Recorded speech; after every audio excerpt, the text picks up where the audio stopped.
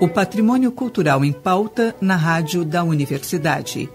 Momento do Patrimônio. Produção e apresentação, Marcelo Coelho de Souza.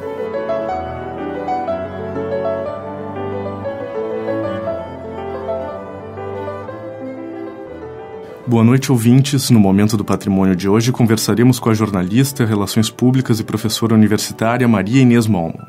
Maria Inês é especialista em marketing e mestre em educação pela Universidade Luterana do Brasil. Sua dissertação, Pedagogias da Natureza do Rincão Gaia, Lições Ecossustentáveis do Legado de José Lutzenberger, analisou artefatos culturais produzidos sobre o Rincão Gaia a partir das pedagogias culturais. Vamos conversar um pouco mais sobre o seu trabalho. Boa noite, Maria Inês. Seja muito bem-vinda ao Momento do Patrimônio. Professor, então, a sua dissertação estabeleceu relações entre mídias sociais e o legado ambientalista de José Lutzenberger, analisando 2 filmes no YouTube que falam sobre o Rincão de Gaia em Rio Pardo. A senhora poderia falar para a gente um pouco sobre como se deu essa escolha do tema e da dissertação? Marcelo, boa noite. A escolha do tema dessa dissertação, que foi desenvolvida junto ao programa de pós-graduação em educação, cuja linha de pesquisa é Estudos Culturais, é uma linha única e exclusiva que a UBRA em Canoas possui. Ela aconteceu em 2015.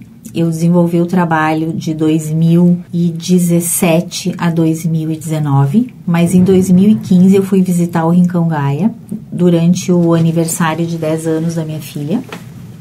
E quem me proporcionou essa visita foi uma das minhas irmãs, que quando eu fui visitá-la no hospital da PUC, ela estava lendo um livro do Lutzenberger.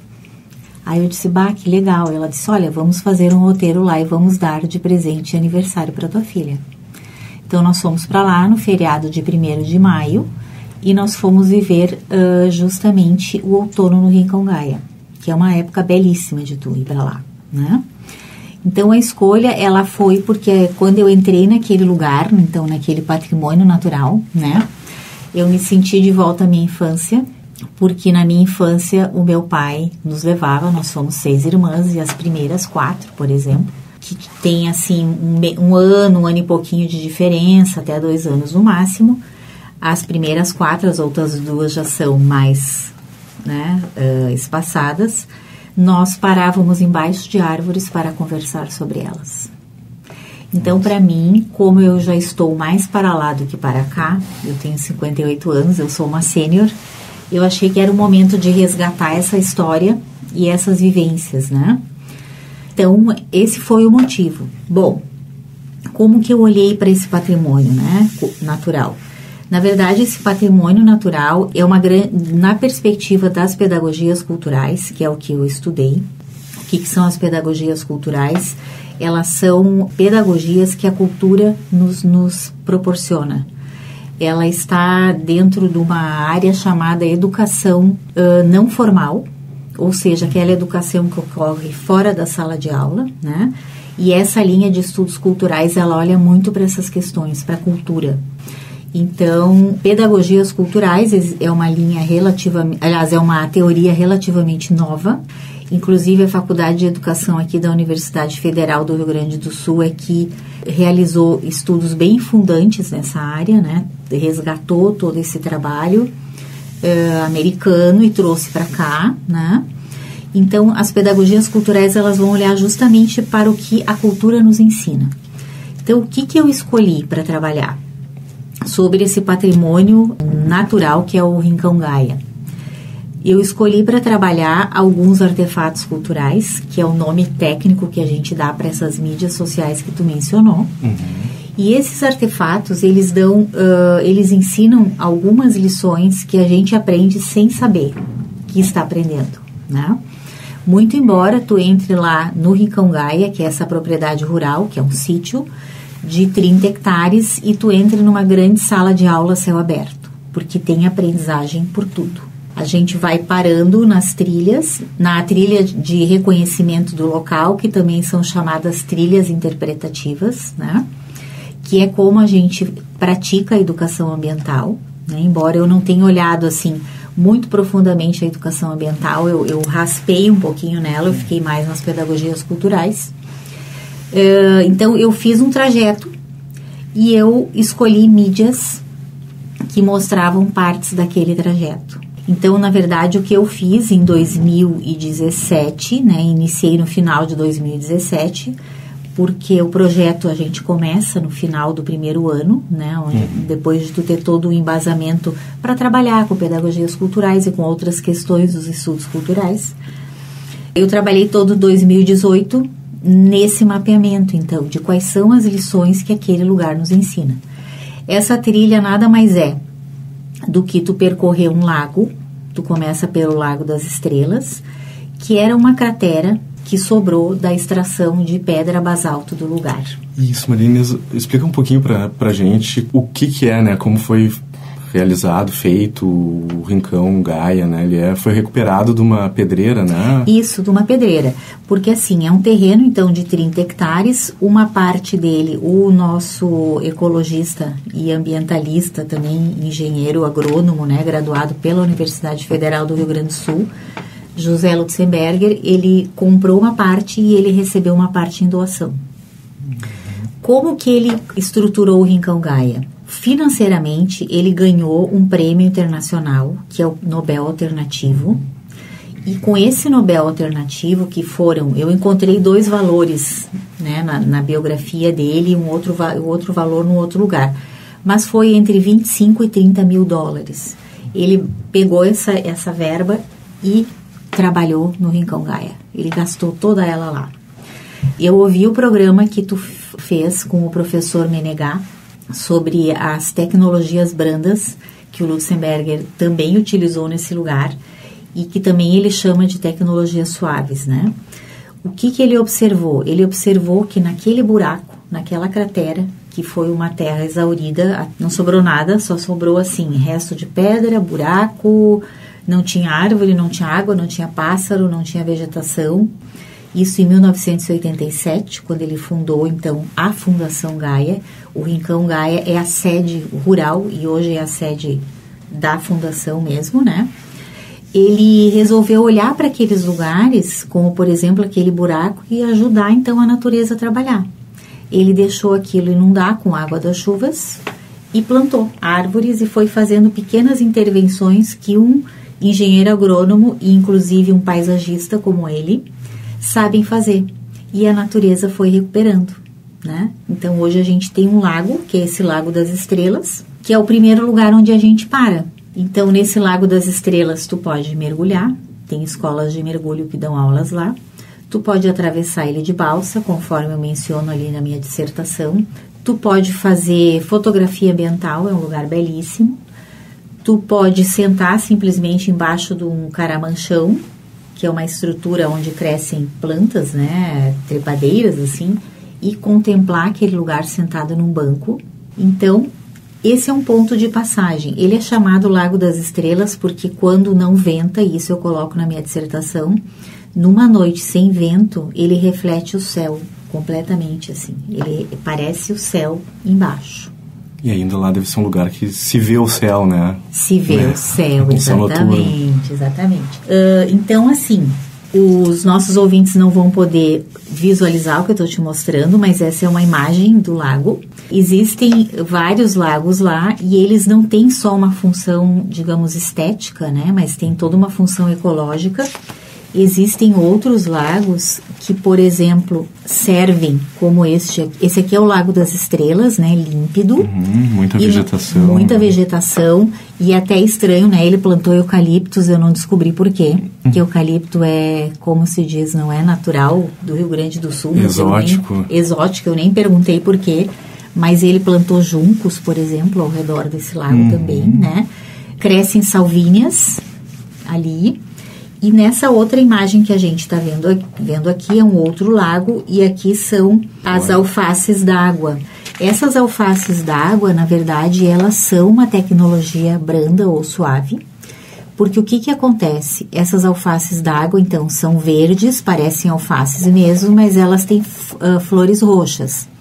Essa água tem muita matéria orgânica Ela é uma água que, por exemplo, ela pode ter vindo da lavagem do chiqueiro de porcos, né? Então, ela tem muito material orgânico, diferente da outra, que é límpida. Essa não é límpida. E ela é tratada por meio das raízes dessas alfaces d'água. Ela faz o papel de uma estação de tratamento secundária de águas. Tem uma questão assim, a gente vê vários lagos assim que tem essa vegetação e que acaba cobrindo e nada respira ali. Então, o que o Lutzenberger ensina, né, nesses vários livros e várias pesquisas que eu fiz e no que tu ouve quando visita o Rincão Gaia, além do Lago das Estrelas, esse lago é próximo, assim, que tu tem que ter um bom manejo, né? Porque tu tem que retirar os excessos, tem que retirar as que perecem, e depois isso é amontoado, é seco no sol, e isso serve de alimentação para os porcos, por exemplo. Então tem toda uma função ecológica nesse local, né? Seguindo lá pela trilha de reconhecimento, tu vai para um outro lugar chamado... Tu passa por esse lugar, que é uma estufa de plantas carnívoras, né? Então, lá tu vai ver, assim, essa questão de quanto a natureza é capaz de produzir, assim, sofisticação, exoticidade. E neste livro, que é um dos artefatos culturais que eu analisei, que é o livro de fotografias do Paulo Baques, que também é um engenheiro agrônomo, paisagista, foi discípulo do Lutzenberger, né? Ele vai mostrar com a macrofotografia detalhes dessas plantas. Então, assim, a partir dali, dando esses dois exemplos para ti, quais são as pedagogias culturais que essas mídias vão nos passar? Elas vão nos ensinar uma coisa que todo mundo sabe, que a natureza é sábia, que ela sabe fazer as coisas e que a gente tem que saber olhar para ela e trabalhar com ela, que é o que o professor Menegá comentou que os incas teriam feito lá em cima na montanha de Machu Picchu. Eu visitei, mas eu não tinha essa informação. Eu vindo ele, né? E realmente, assim, é incrível que aquele lugar possa estar naquela altitude. E tu vê terraças com plantações. Então, por exemplo, os incas, eles tinham uma cultura tão fantástica que eles tinham 400 variedades de batata. A gente conhece 2, 3, né? Sei lá, 4, 5. Mas eles tinham 400 variedades de batata e eles realmente plantavam em terraças que, se a gente for olhar nas nossas plantações de soja, elas se assemelham, assim, grosseiramente falando, àquelas curvas de nível. Então, tu vê a terra em vários níveis, né? Então, tu observar aquilo é muito interessante. E mais bonito, assim, do que a cidade de Machu Picchu, né? É tu olhares o Vale Sagrado dos Incas, onde aparece todo aquele jeito de plantar e de se relacionar com a natureza, que é uma sabedoria muito particular, né?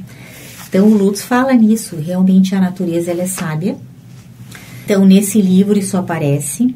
Aparece também numa matéria de televisão do canal oficial do governo do estado no YouTube, que é uma reportagem que foi feita sobre as 5 atrações do Rincão Gaia, que justamente vai pegar 5 pontos, 2 deles são esse lago e essa estufa de plantas carnívoras, né? Pega outros 3 também. Elas vão estar ensinando pra gente o quê?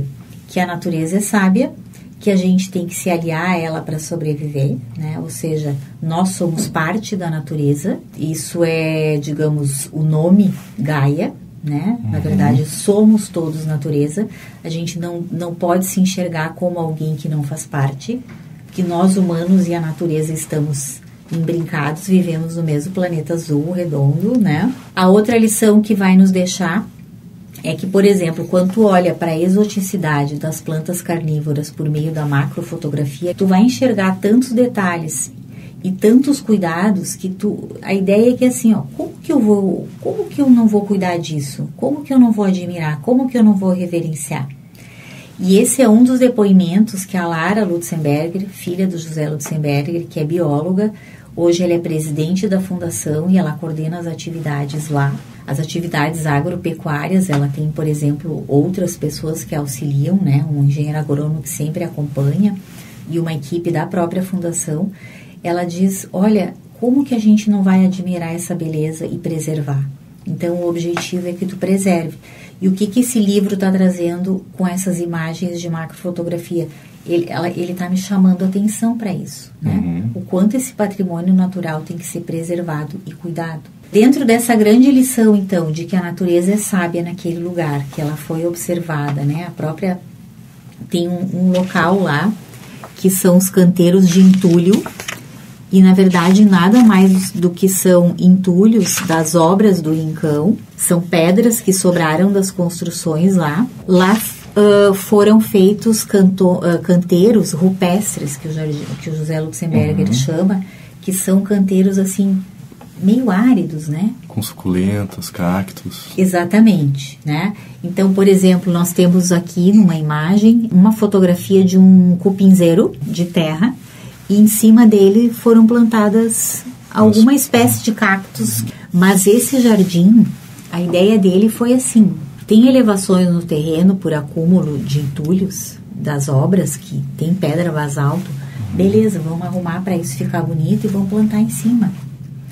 E ele teve o cuidado de deixar pequenos nichos embaixo para que outros animais pudessem estar ali, como pequenos roedores, como algumas cobras. Então, tem muitos animais que vão para o Rincão, porque, na verdade, ele está em meio a plantações que não são orgânicas, que utilizam produtos que não necessariamente façam bem para esses animais, né?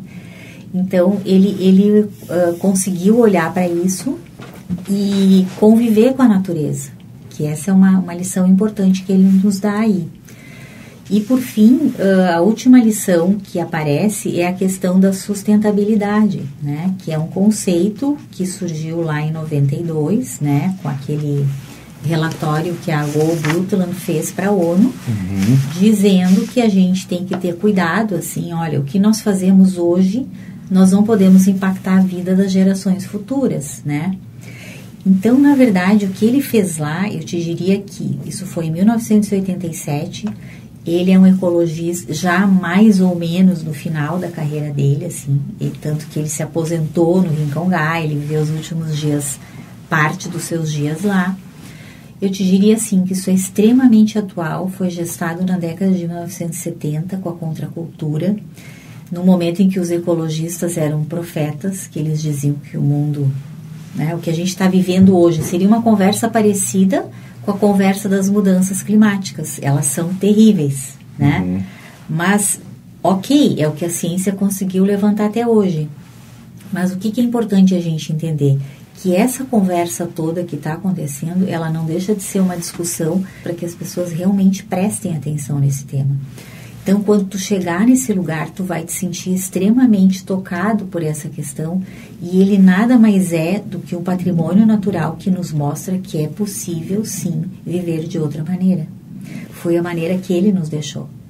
Tanto que a Fundação Gaia chama esse lugar de legado Lutzenberger. Então, a Fundação Gaia, o José Lutzenberger deixou um legado. Ele morreu e ele deixou isso para a gente poder ir lá olhar e entender que através deste espaço, deste local, desse patrimônio gaúcho que, por exemplo, o governo do estado do Rio Grande do Sul observou nessa reportagem e fez, então, essa trilha de reconhecimento do lugar, é um patrimônio que nós temos para a gente poder ir lá e aprender com isso, né? Dentro dessa perspectiva, então, das pedagogias culturais de ser uma grande sala de aula a céu aberto. Encerramos a primeira parte da entrevista com a jornalista, Relações Públicas e professora universitária Maria Inês Malma.